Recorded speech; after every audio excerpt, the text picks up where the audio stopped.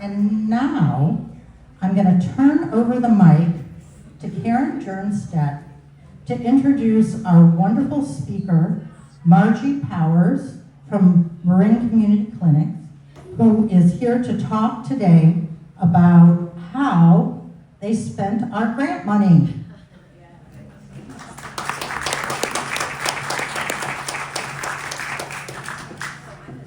So Michelle stole the first couple lines of my introduction. So I'll start in the middle. Margie originally comes from Oregon, and she received her BS degree from Santa Clara University and her master's in social work and public health from Columbia. Prior to her arrival at the Marin Community Clinics, she worked with community health centers and health plans around the country on performance improvement, focusing on improving care for Medicaid populations. Margie has lived with her family in Marin County for 25 years, raising 2 daughters here with her husband, Chris, who's a high school English teacher in San Rafael. Before going to work each day, most mornings you can find Margie running the trails and bike paths of Marin with friends and Huck, her Australian shepherd. So it's my pleasure to take it right away to Margie, and she will set us off.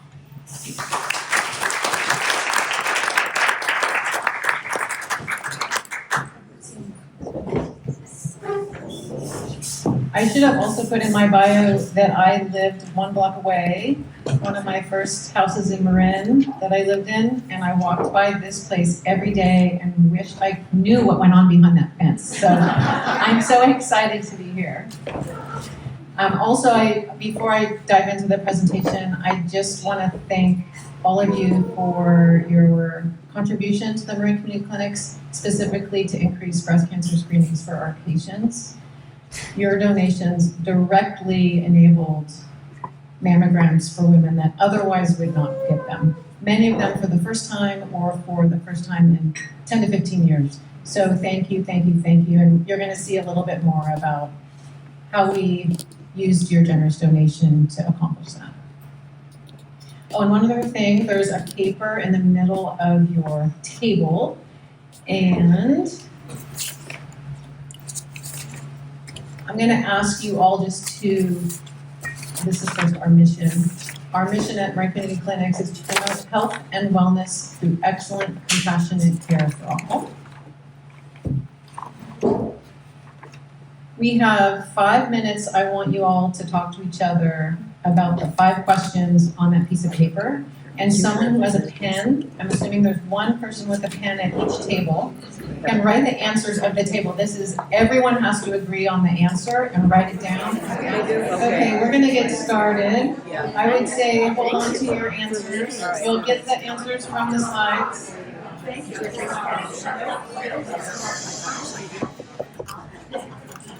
you for doing that. All right, how many of you know who Marin Community Clinics is? Pretty familiar, kind of familiar? Okay. All right, I'll tell you a little bit more.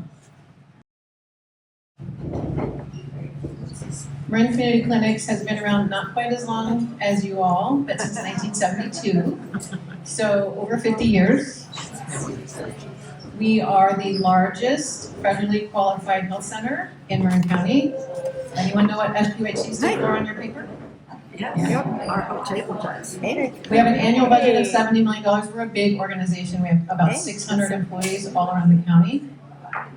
And we have 9 sites, real buildings, 2 in Novato, 2 in the Canal area, Larkspur, Green Bay, 2 in downtown San Rafael. Am I missing anything, Opie? Marin City?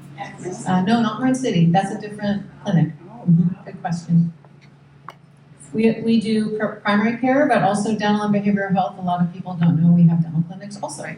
That's the 9th clinic, the dental clinic. We serve over 38,000 people annually. Who got that number right?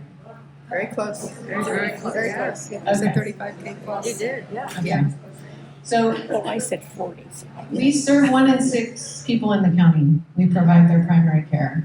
And a third of our patients are children under the age of 18. Yeah, we do a lot of extra support for patients that need it, for sure.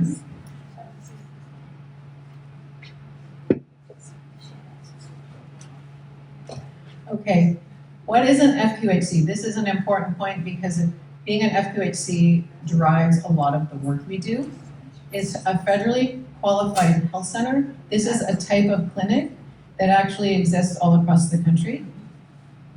We have a qualification as a FQHC that is bestowed upon you if you provide certain services at certain times with certain staff, and you have patients on your board. There's a extensive list of things you have to do in order to be an FQHC, so not everyone does it. That's why there's only a couple in Marin County. But what happens when you're an FQHC is you can bill a certain rate for Medi-Cal or Medicaid that keeps your doors open, so you can provide care to patients that don't have insurance. We do get some federal grant money from by being an FQHC, but the majority of our revenue comes from Medicaid, Medi-Cal in California. There's 1,500 FQHCs all around the country, thousands of sites. So we're one FQHC, but we have 9 sites. So this is a huge healthcare system that delivers care to over patients. Over half of them have Medicaid that come through the door of an FQHC. Even with that, our guiding principle and every FQHC's guiding principle is we provide care to anyone regardless of their ability to pay. So being able to bill for Medicaid, like I said, allows us to serve the people that don't have insurance.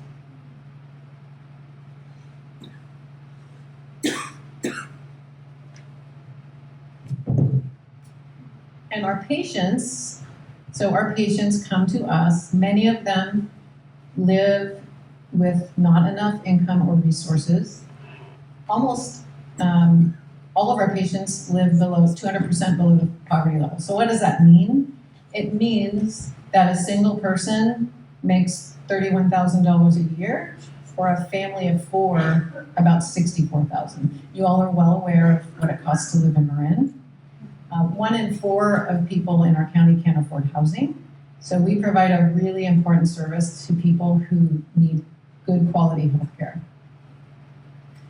About 2/3 of our patients are best served in a language other than English, primarily that's Spanish. So most of our providers are bilingual Spanish. We have a few other providers that speak other languages, but the bulk of our staff and providers do speak Spanish and English. And over 3/4 of our patients are enrolled in Medi-Cal. What's different about our population is many patients not only need health care, but they have a number of other needs that can interfere with getting the care they need. They might not have enough income. They might not have a car. They might not have a place to live. They might not have, they can't read. This is not everybody, but the majority of our patients live very complicated lives. Currently, there's fear about immigration status, which gets in the way of them coming into our clinics. So we are there no matter what, but our patients, we always try to understand what our patients are going through.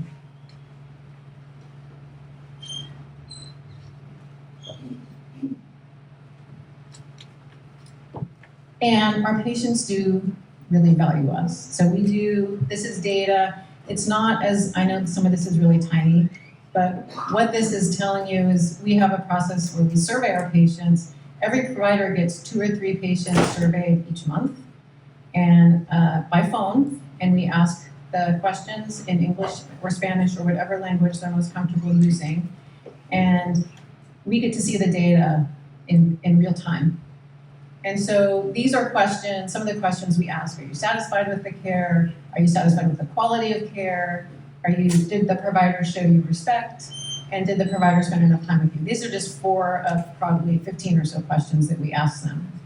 And our goal is to get over 90% in every single question we ask. And each of these is over 90.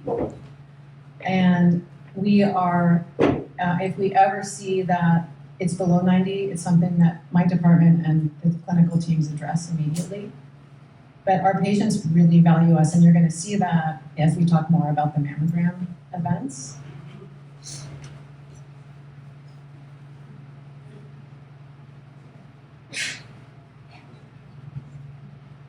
And we are very proud of the quality of care that we deliver. This is a list of metrics that our organization tracks. We are our primary payer, meaning our Medi-Cal managed care plan is Partnership Health Plan. We participate in a quality program with them to deliver the best possible care. If we meet certain targets, we get incentives. So down the left, you can see the different measure areas that we really focus on. The target is on the right. Again, it might be too small, but the middle is how we do. So for breast cancer screening, which is the top row, our target is 63.37% of patients that should get a mammogram get one, and we're at 68.2, and this was last year. So we worked really hard, and certainly your donation helped us achieve this goal.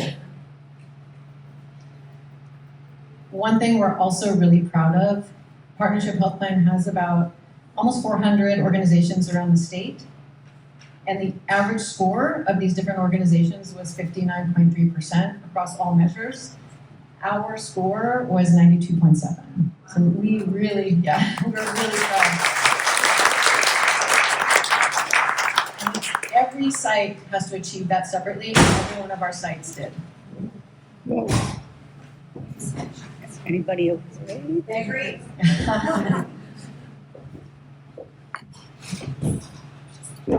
All right.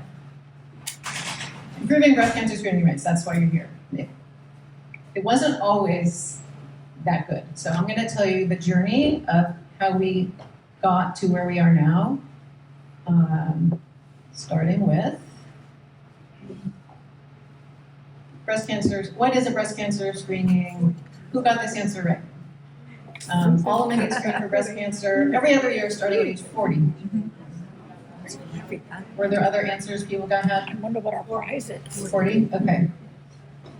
This is a recent change. This is kind of a trick question. It used to be 50, and within the last few years, it has become recognized that women need to be screened earlier. So we screen our women, all of our women, every year if they want, but technically you only have to do it every other year. But if our patients want a mammogram every year, they get a mammogram.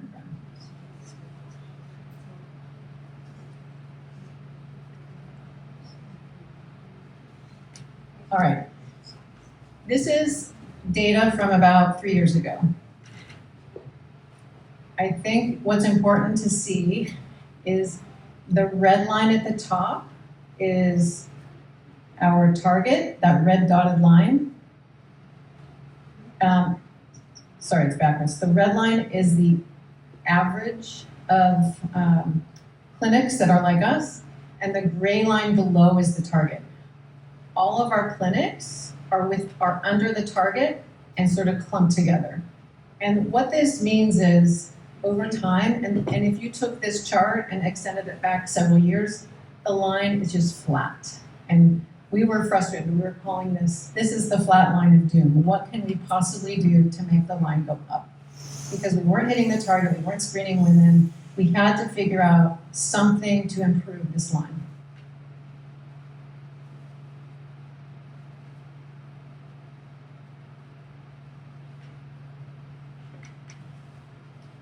And just so you know where we were when we started this was in 2022. So we were just coming out of the pandemic. There was a period of time where no mammograms were delivered. And in Marin, at the time, there were 2 places our patients could get a mammogram. One was in Greenbrae at Marin Health. One was in Novato at the Novato Community Hospital. So of our 38,000 patients, there's several thousand a year that need mammograms. 2 locations, and with no mammograms being done for several months up to a year, access was horrible. We also, because our patients are connected to us and trust us, they did not want to leave our care to go get a mammogram somewhere else. And that's what you have to do. We don't do mammograms at MCC, they get sent somewhere else. So this flat line of doom that I just showed you, it was not improving, and the pandemic made it worse.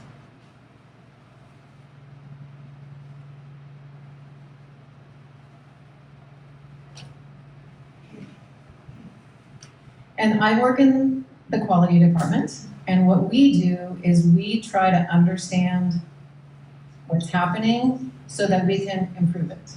And that usually involves data, and it involves talking to people and understanding what are the areas where we can actually improve something. So that's what we did with this. We met with Marin Health, we talked to our staff, we talked to our patients and said, why aren't women getting their mammograms? We actually have a partnership with Marin Health, which is a shared incentive for certain measures. And so our relationship with them is pretty tight. Sutter we met with, because we don't have that close relationship, we ended up working more with Marin Health, which you'll see. And our care teams, so we kind of learned about the access issues in talking to Marin Health, and then in talking to our patients and our staff, we learned the patient perspective of why they were not going out to get mammograms.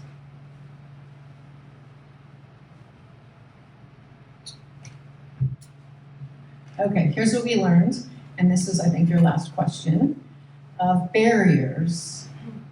Some of them are going to be barriers that you also face, but I think there's some that are unique to our patients. First of all, the patient barriers. Our patients really do not want to get care outside of MCC. They know their doctor, they know where to go, they can walk to their clinic, and to navigate a different scheduling care team, it's too much, especially if you don't speak the language. In fact, we still hear that if you call Marin Health for an appointment, it's 20 seconds before Spanish words start coming over the phone tree. And so if you don't speak English, all you're hearing is English, English, English, you're gonna hang up, right? It's hard to schedule. There's a different phone number, different place. Someone might not speak English when they answer the phone. There's a fear about leaving their community. Even when we were thinking, well, Greenbrae, it's a few miles down the road from where you might live. It's a completely different place for them. And often, a mammogram appointment might be scheduled months in advance. So the patient takes the appointment because they want it, but then when the date rolls around, they have to work, or their kid needs a babysitter, or their car's broken, and so there's a lot of scheduling appointments but not showing up for lots of reasons. Where the Greenbrae facility is, it's almost impossible to take public transportation there. It is really hard to navigate. You guys know where the Greenbrae facility is. It's in that corner, and you have to kind of go behind, and it's, I'm confused driving there. We did hear from Marin Health. There was a backlog of 3 to 4 months of getting appointments. That's way too long. We should not have to wait 3 to 4 months to get a mammogram. We also learned when we went to visit with them, there's no signage in Spanish. The people sitting at the front desk might speak Spanish but might not. And also, you probably remember when the Breast Health Center was kind of over behind the hospital on South Alicio, and then it moved to the new location, and it's beautiful, it's soothing colors, and everything's quiet and dim lighting, and they were so proud and said, oh, it feels like a spa, but to our patients, it's super intimidating to go into a place that it feels super fancy, and like a lot of patients were not comfortable there.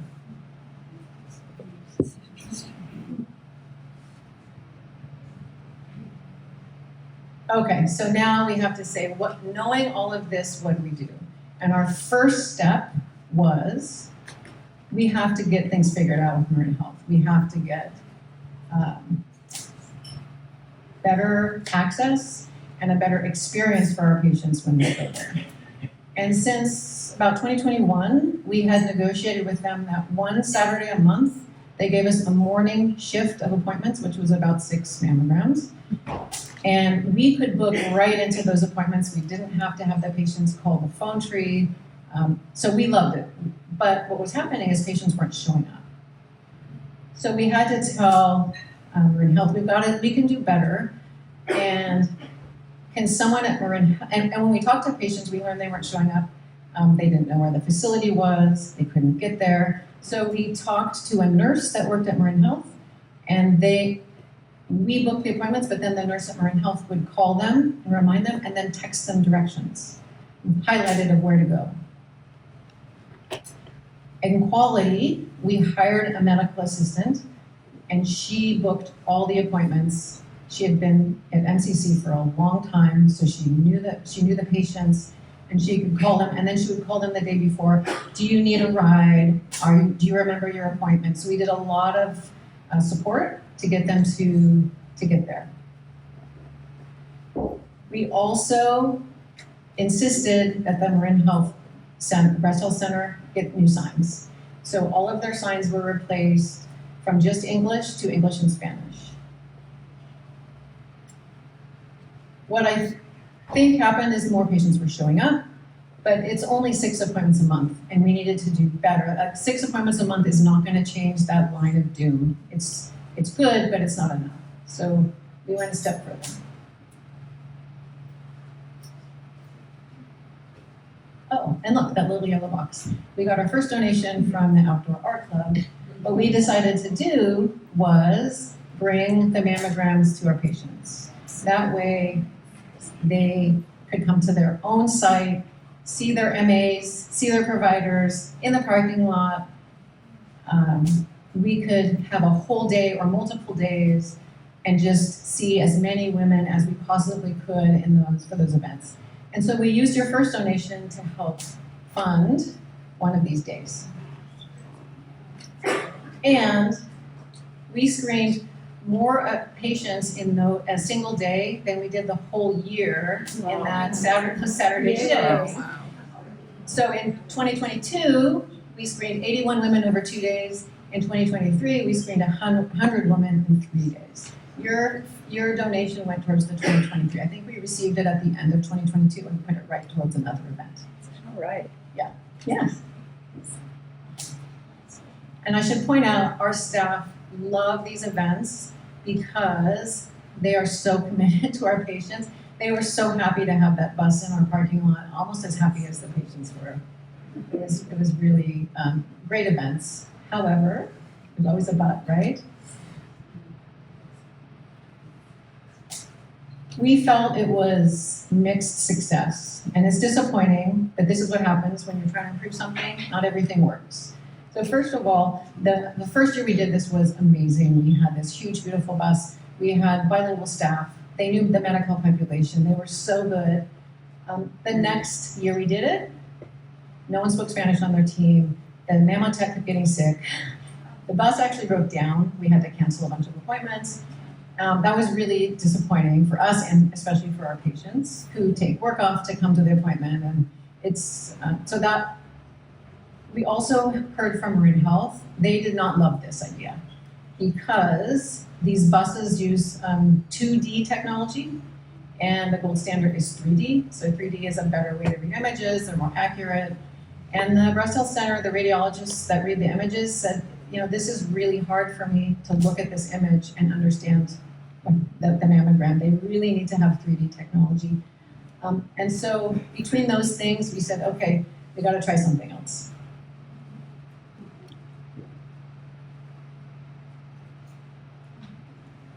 Step 3, collaborative events with Marin Health. Second donation. Okay. What we decided was if we can't get a bus and if we don't want to just send our patients to the breast health center, we're going to have an event at the breast health center. And what we did is we partnered with Marin Health. We brought our staff and their staff, right, that's the breast health center in Greenbrae. We scheduled the events. We brought the goodie bags. We brought the food. We did the reminder calls. We did everything. Our patients trust us and know us. And if it's us on the phone helping them book the appointment, they're more likely to go. We did transportation if they needed it. And we were there every minute. We helped them fill out forms. At the events we are having in Novato, there's actually one more. Our MAs were walking the patient back to the mammogram room as if they were nervous or afraid. And that connection really helps overcome that reluctance to do this test.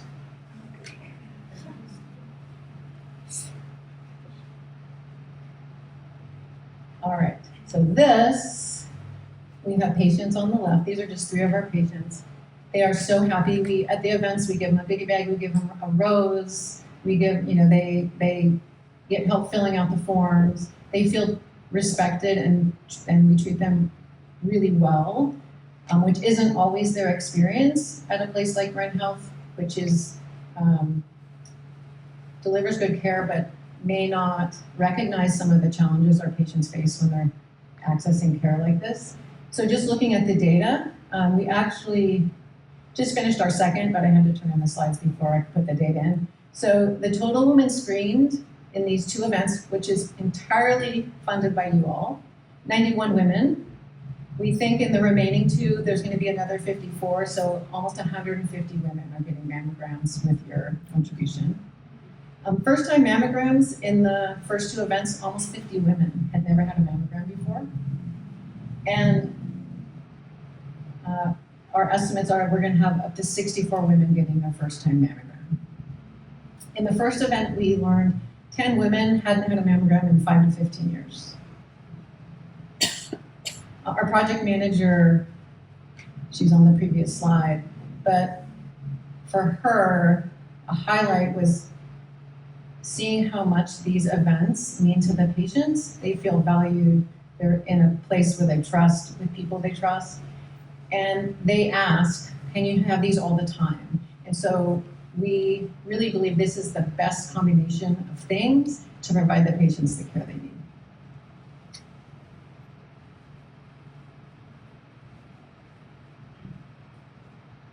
Okay, now 2025 data, those 2 lines, you can see almost every line, every site is above the target because of these events.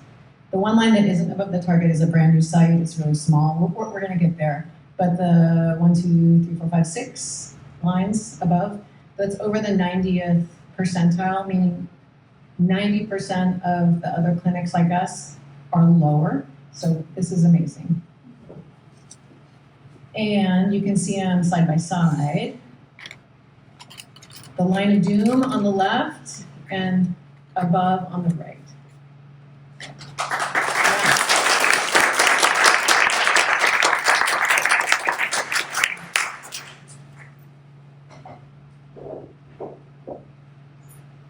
Okay, what's next?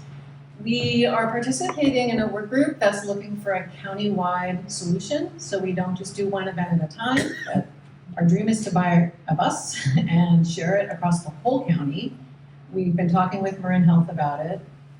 We are focusing now on women 40 and up, not 50 and up. So we're expecting to bring a lot more women in that have never had a mammogram. We really want to have more of a whole person health experience. So not just mammograms, but bringing people in for nutrition counseling, blood pressure checks. We could have someone from our clinic that does care navigation. Maybe they need housing or food, or we can have that kind of support also. We do want to do better with Sutter Health. We focus a lot of energy on Marin Health these last few years, but Sutter Health is also a really important partner, and we don't want to give up on them. And we love data and quality, so we're trying to better understand from our data what other barriers our patients are facing.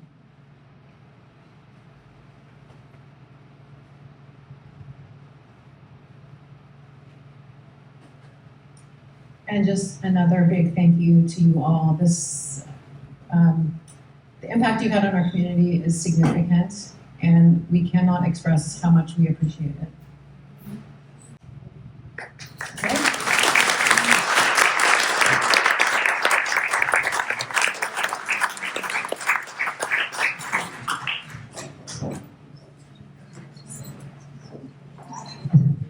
Oops. Do I need the recorder thing? Yes. Before, we will have a question and answer, and I think our team has microphones that they can bring around. Let me get this. Yeah, I'm just gonna, we only actually have one microphone that's working, so I'm gonna do my best to just hustle around the room. But apologies if we don't get to you.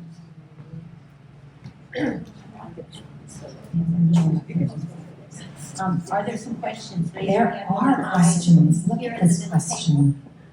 Here we go. Thank you so much. I have a kind of a data question, denominator question.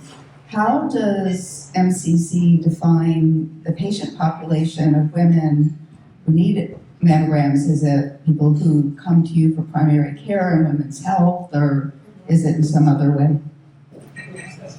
That's a great question, and it has the word denominator in it, so I love that. So we count, there's a few different denominators or populations we count. One is partnership health plan patients. So we have a whole analysis around that. Are partnership patients getting the care they need? And then there's the broader population, which is any woman over 40 to 75, I think, 74. That's an active patient at MCC. You have to be enrolled and fill out forms and sort of get signed up to be a patient at MCC. It's not really anybody that walks in to get an exam. Does that answer your question? Okay. How, yes, how, if at all, has the funding been affected by the Trump cuts in both federal and, well, Medicaid? And has ICE been a threat at any of your locations? Can you repeat the question too, please? Yeah, I'll repeat the question. So it's a two-parter and it's a doozy. What do we How have here? has changes of the federal government impacted us? And is ICE a threat? So that is ICE a threat question. We haven't had ICE raid any of our sites. However, there's a lot of fear in the community. Patients are skipping appointments and not getting the care they need because they're afraid. There's also a very active rumor mill in Marin, so we get a lot of texts and alarms that campus clinic is getting raided and then it's not. So there's just fear everywhere. We are prepared at MCC for any sort of, we're prepared for anything. We have to be careful how we talk about it because we're an FQHC serving a population that's at risk, but we are doing our best to take care of our patients. And then the other question about the funding, it certainly will impact us next year, starting next year. We know that as of January 1st, if you are a new Medi-Cal member and you don't have legal status, you will not get Medi-Cal. We know that if you're an existing member, you will have to recertify twice a year instead of once. So it's like a paperwork nightmare. We expect, there's a work requirement coming. We expect a lot of delays in people getting certified. We expect people who typically would have been covered by Medi-Cal will now be coming in for care that's not funded, but we're gonna take care of them anyways. That's our mission. So yeah, there's a lot of scary, big things happening that we're doing our best to prepare for. Hi, thank you so much for coming. I have two questions. The first one is, of the 25,000 people that you serve who are adults, because you serve 38,000, how many of those are women over 40? Let's see, actually, I might even have that up here. Can you repeat the question too, please? Okay, sorry. So how many women over 40? Let's look. We might have some denominators up here.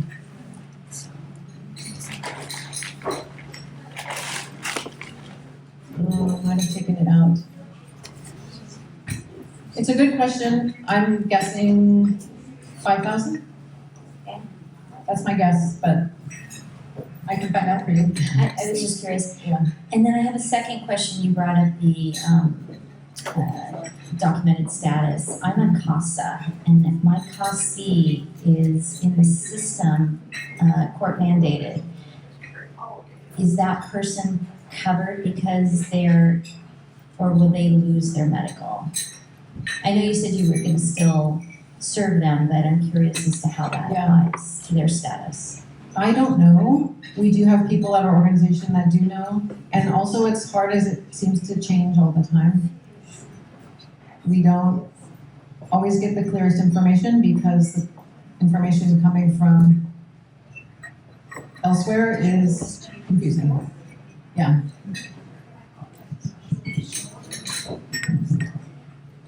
Thank you. Your continuous improvement process is really impressive.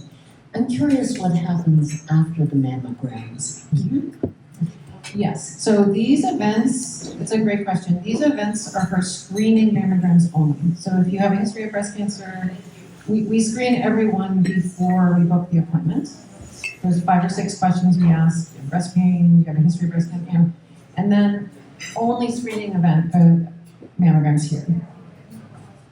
Should an abnormal result come in, the breast health center reaches out and pulls the patient in for a diagnostic mammogram. And they also tell us so that we can follow up with the patient and make sure they go get that diagnostic. Do we have any more questions? Let's take a couple more if we have them. And I think you have answered all the questions. Thank you. Okay, thank you, everyone. Big round of applause for Maggie.